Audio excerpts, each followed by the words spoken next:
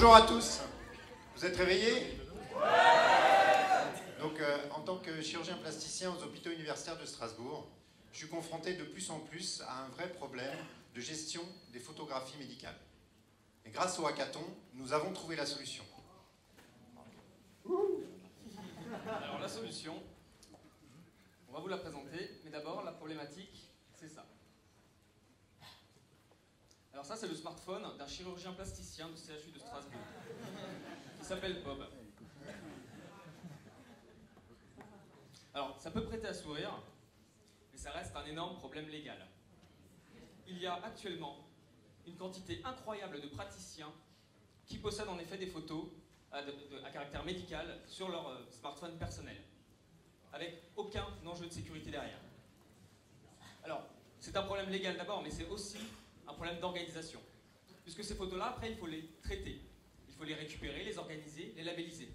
Et pour organiser une réunion préopératoire, hebdomadaire, il faut plus d'une journée de travail à un secrétaire. Alors, c'est du temps, du coup c'est de l'argent. C'est beaucoup d'argent, aussi bien pour les médecins que pour les secrétaires. Mais c'est aussi un enjeu de sécurité, important. Et donc un enjeu légal. Il est complètement interdit de pouvoir mettre ces données médicales sur un smartphone non sécurisé.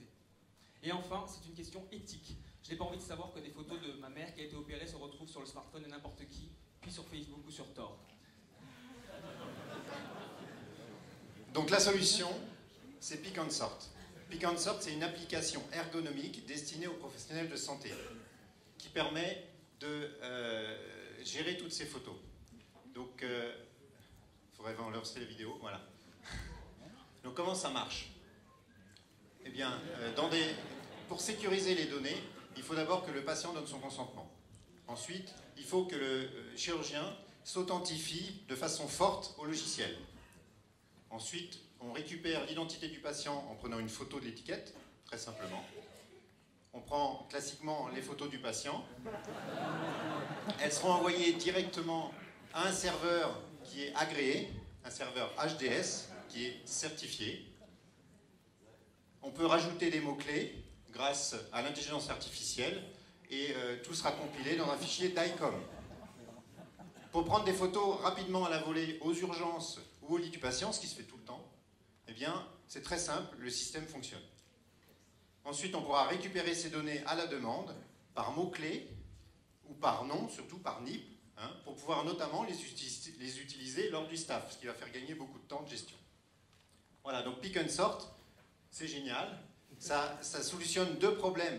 Un premier problème légal, c'est-à-dire qu'on va légaliser une pratique courante sans changer les habitudes, parce que les gens vont continuer à utiliser leur smartphone, il ne faut pas rêver. Et deuxième solution, chose qu'on a réglée, c'est un gain de temps. C'est-à-dire qu'on va faire gagner un temps considérable aux secrétaires, aux médecins, en automatisant des tâches qui sont rébarbatives. Voilà. Merci beaucoup. Bravo.